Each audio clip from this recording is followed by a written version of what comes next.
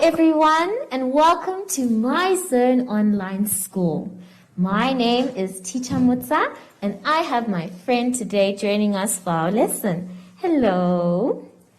For our lesson, or rather our theme this week has been autumn. And before we get into our lesson, it's very important for us to sanitize our hands. Remember, you have to sanitize your hands every time so that there are no germs that will come onto your hands or anybody else. And also to protect yourself and everyone around you, you must check your social distancing. So make sure that you're not close enough to touch anyone. Our lesson today will be about nouns, pronouns, digraphs, blends, and diphthongs.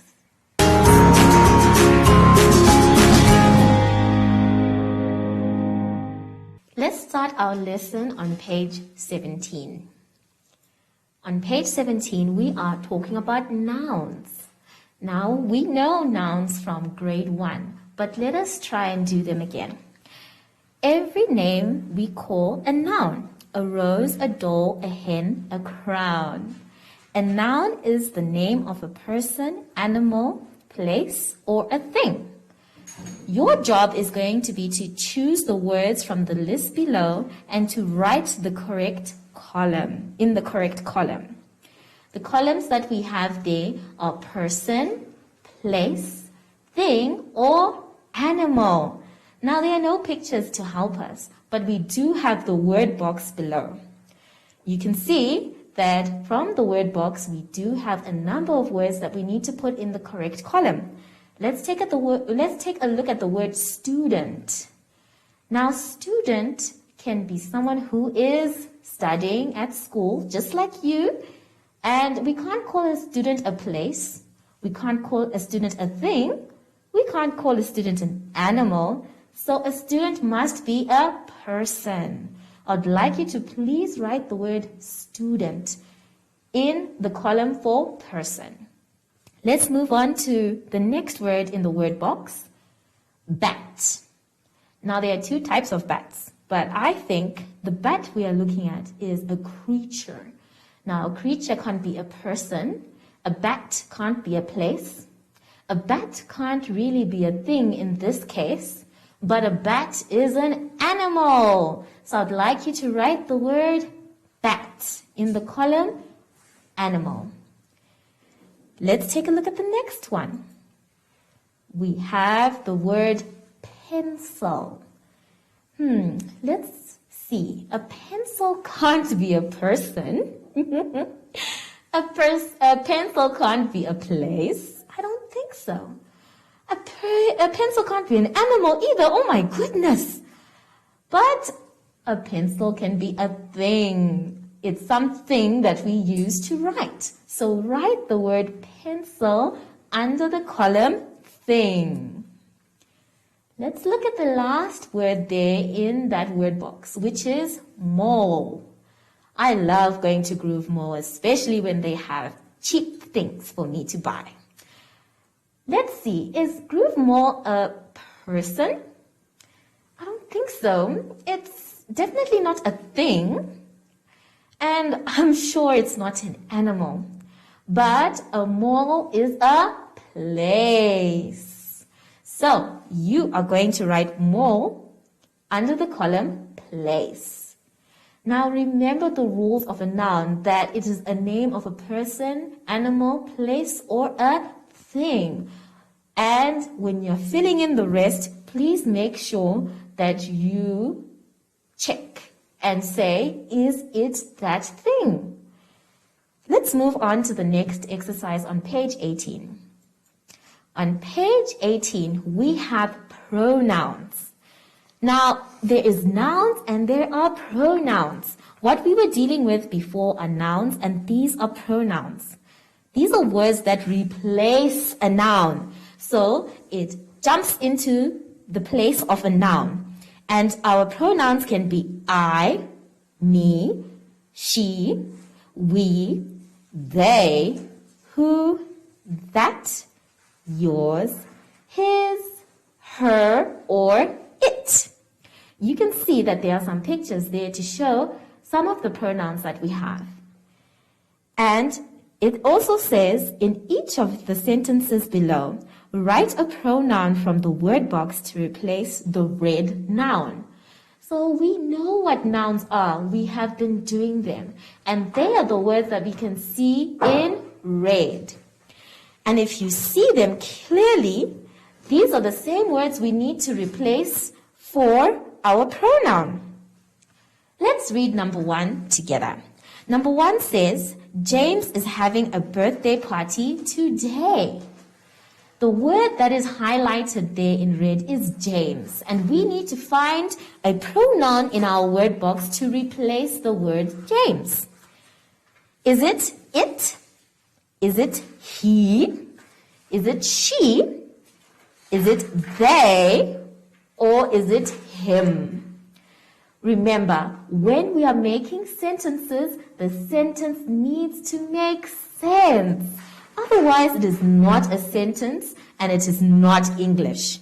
So we will choose the word he to replace James. I would like you to please write he is having a birthday today on the lines provided there. You are going to do number 2, 3, 4, and 5 by yourselves. Remember, when you're writing a sentence, you start with a capital letter and end with a full stop. Make sure that your sentence makes sense when you're using the word box so that you don't make any mistakes. And if you want to be super duper sure, can you please cross out the word you have used from the word box so that you don't use it again? Let's go to page 19. On page 19, we have digraphs and blends. Now, I'm sure you know that when we started learning how to read, we had letters, and those letters made sounds. Now, when 2 or more letters are together, they don't become just sounds, but they become digraphs. So we have a couple of digraphs that are shown there, and we are going to read them together. But before we do, it says, digraphs are a combination of 2 letters that make one sound. So we have our sound sh, then and ch, and the last one we have is k. What I would like us to do is that we are going to do the sound first. We are going to sound the words we can see and then say the words together. For example, we have sh, r, k, shark. That's the word that we're going to say. So we first sound the word and then we say the word together. We're going to do the first block that we can see there. I want you to do it with me because this is how we learn how to read. And don't worry if you don't understand the sound. There's more than one for each. So let us try and do it together. Remember to look at the picture because the picture can also give you a clue on what the word is. Let us go together. Sh, r, k, shark.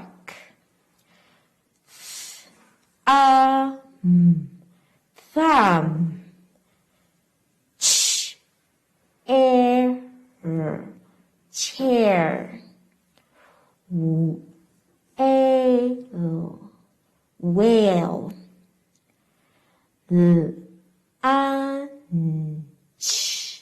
Lunch. Earth.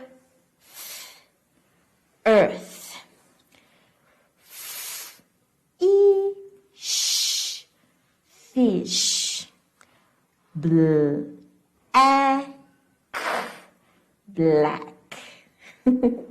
Now, I'm sure you noticed that there are some letters in words that were quiet, and that's because we don't say them.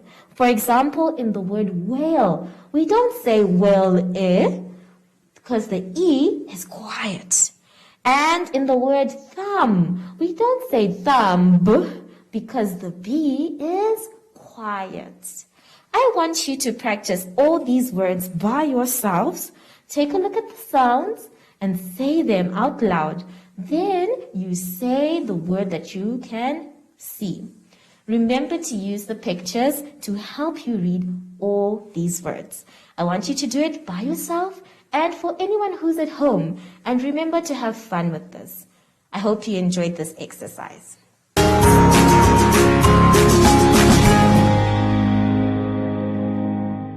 Let's hope you had no problems with your last exercise. Let's now move on to page 20. On page 20, you can see that we have a sound. That sound is oi. Now, oi can come in two forms, O-I and O-Y. But both of them say oi. And they're used differently in different words. Let's look at the board. On the board, I have our two sounds O-I and O-Y. If we're looking at the sound oi, we know that it is a long vowel sound that can be used to bring two consonant sounds together to blend them into a word. So we are going to choose which oi sound can be used here.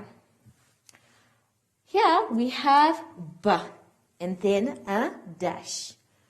So if we were to add the oi, it would say b, oi. But which oi are we going to use? Is it O-I or O-Y? Which one do you think we should use? Point to it. For the word boy, O-Y.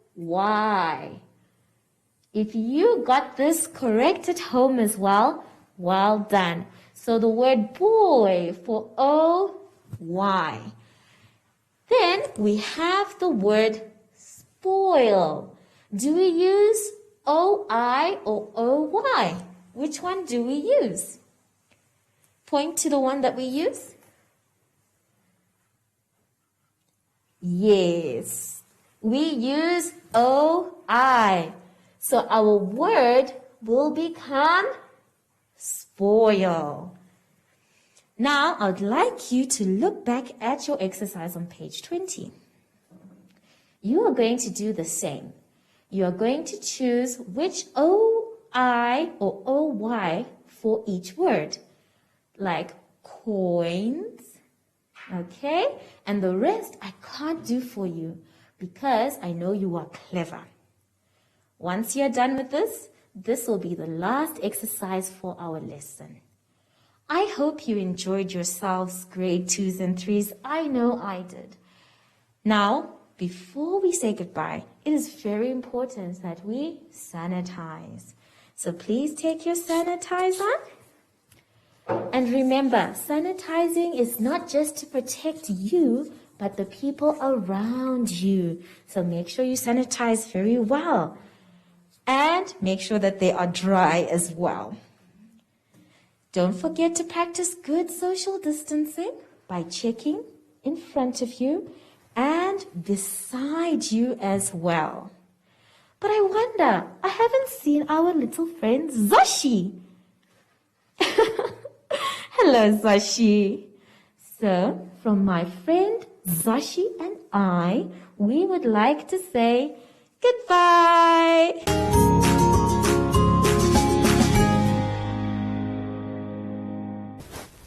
Hi everyone, I'm back, and if you are scared of what you read on social media, talk to your parents and ask them the questions. They know everything. Until next time, bye!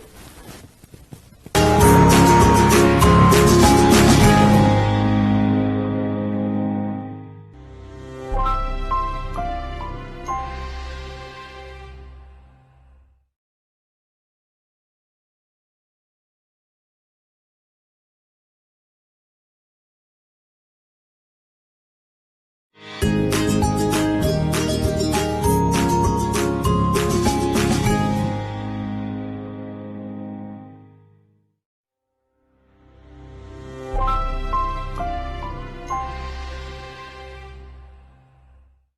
everyone and welcome to my Zone Online School.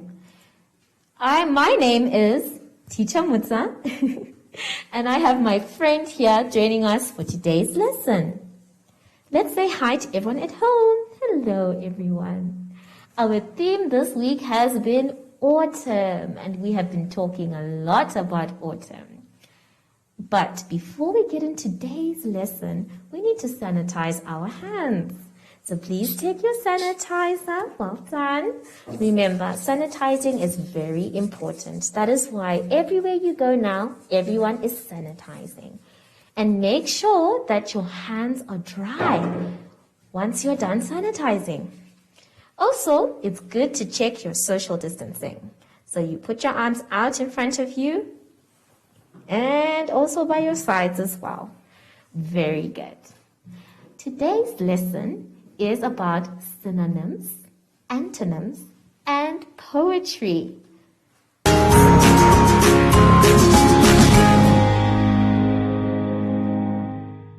Our first exercise for today can be found on page 26.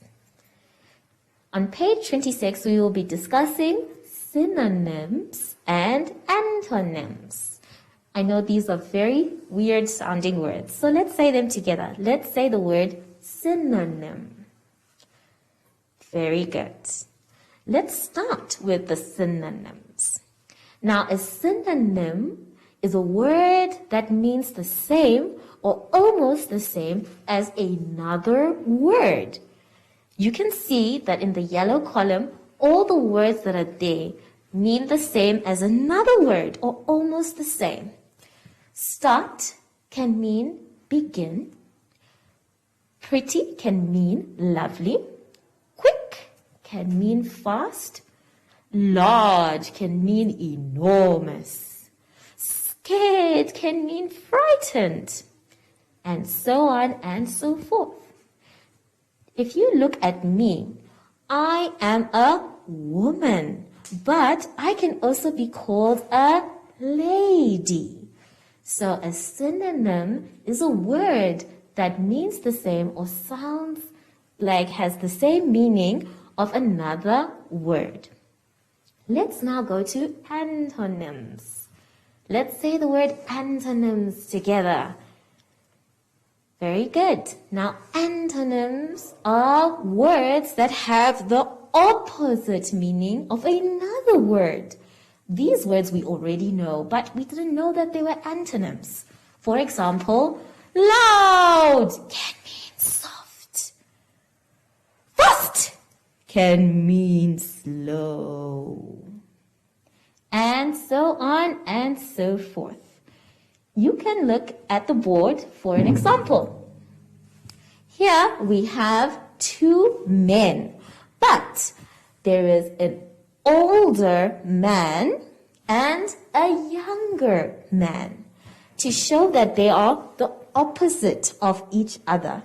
So an antonym is a word that means the opposite of another word. Let's now turn to page 27 for our exercise.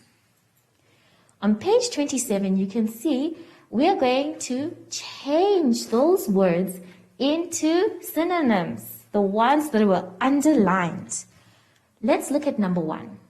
Number 1 says, Tommy liked watching the huge elephant at the zoo. The word that is underlined there is huge. If you look at the synonyms that you can find, another word for huge can be big or large. So you can write the word big. Let's take a look at number 5. Number 5 says, Sarah's bedroom is very tidy. The word tidy is the one that is underlined there. And you have to think of another word that means tidy. Another word that can mean tidy is neat. So you can write the word neat. The rest of the synonyms you are going to do by yourselves. Let's take a look at antonyms. Remember, an antonym is a word that is the opposite of another word.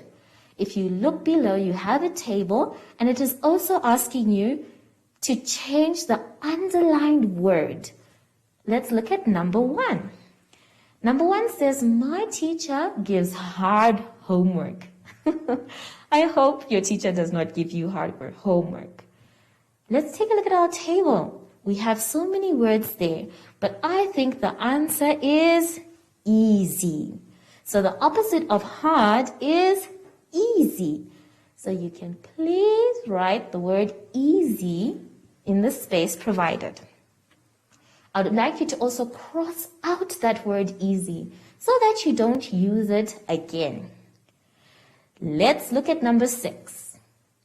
Number 6 says, I like a cold lunch. Oh, I'm sure nobody really likes a cold lunch. So let's look for the proper word there. If you look at the box, we have the opposite of cold, which is hot. So we can put the word hot on the space provided. And the sentence will read, I like a hot lunch. Now that sounds a lot better. The rest of these sentences you can do by yourselves. But remember, a synonym means same meaning to its word, and an antonym means opposite from the word that is given. Good luck.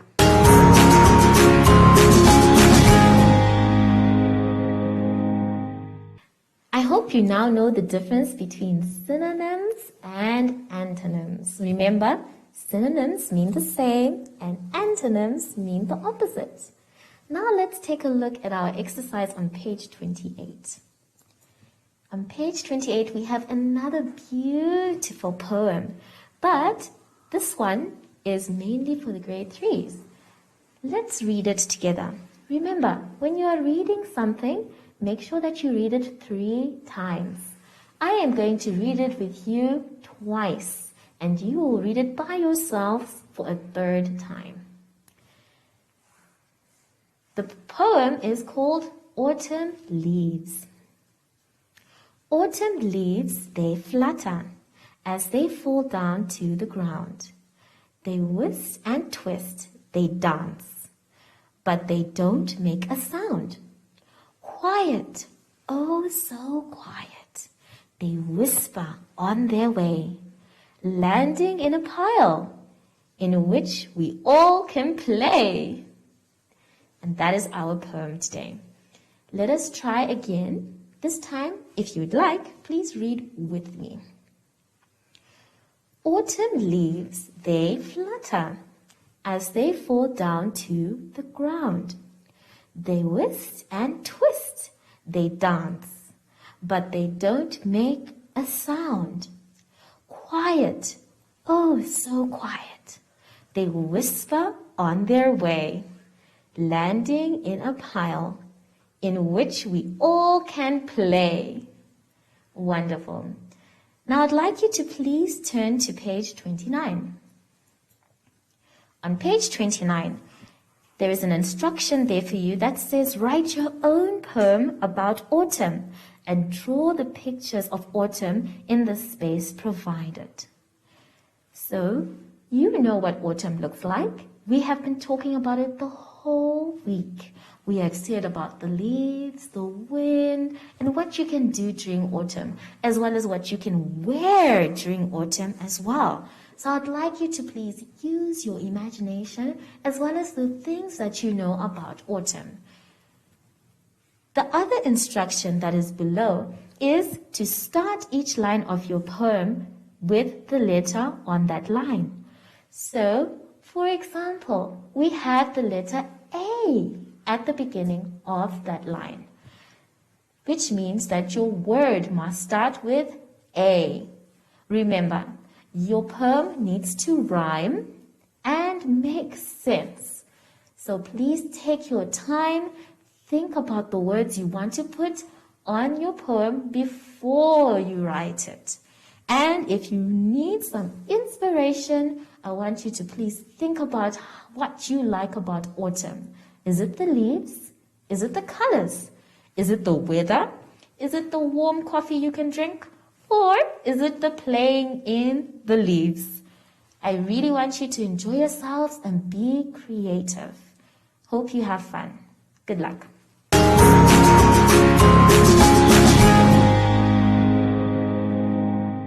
Now we have a special treat for you here. I'd like us to please sing about autumn. We have talked so much about autumn that we now need to sing about it. Let us now turn to page 30. On page 30, you can see that there is a lovely song there for us, talking about the leaves falling and where they are falling. The first one says that it fell on my nose. The second one fell on my toes. The last one fell on my head. And then it tells us the different colors of the leaves. We have yellow, orange, and red. So we are going to sing this song together. You, me, my friend, and Zashi. Are we ready, everybody? Are you ready, Zashi? Okay. Let's go. 1, 2, 3, go. Leaves are falling, leaves are falling. One fell on my nose. Leaves are falling, leaves are falling. One fell on my toes. Leaves are falling, leaves are falling. One fell on my head. Leaves are falling, leaves are falling. Yellow, orange, red. Wow, I enjoyed that. Sashi, did you enjoy that? Wonderful. Did you enjoy that? Very good. So, as always, when we are done with our lessons, we need to sanitize our hands. So let us take our sanitizer. Very good. Rub inside and round, and make sure that they are dry. Also practice the social distancing. So, from my friend Zashi and I, we would like to say goodbye.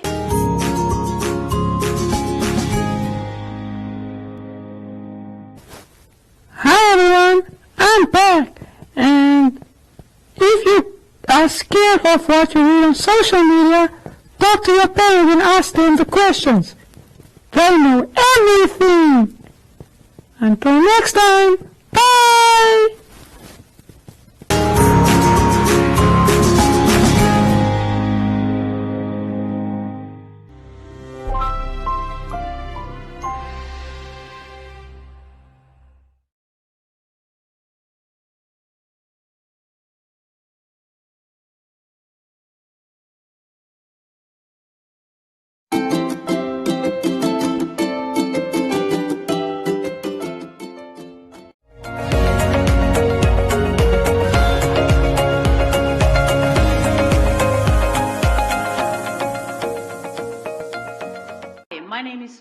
I'm a physiotherapist. Life, as we know, has changed, and physical interaction is limited.